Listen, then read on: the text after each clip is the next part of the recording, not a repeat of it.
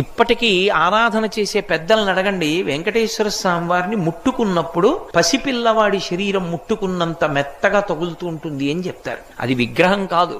నకృతం దైవ సంఘైశ్చ నకృతం విశ్వకర్మణ స్వేచ్ఛయా క్రీడతే తత్ర ఇచ్ఛారూపం విరాజిత.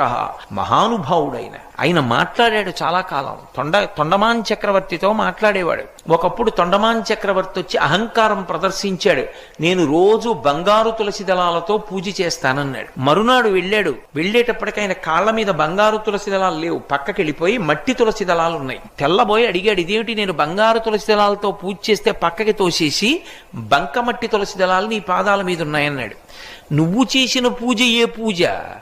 నేను బంగారు తులసి దళాలతో చేస్తున్నానని అహంకారంతో చేశావు, పక్కకి తోసేశాను. అంటే మరి బంకమట్టితో ఎవరు చేశారన్నాడు. పరమభక్తుడు ఒకడు ఉన్నాడు.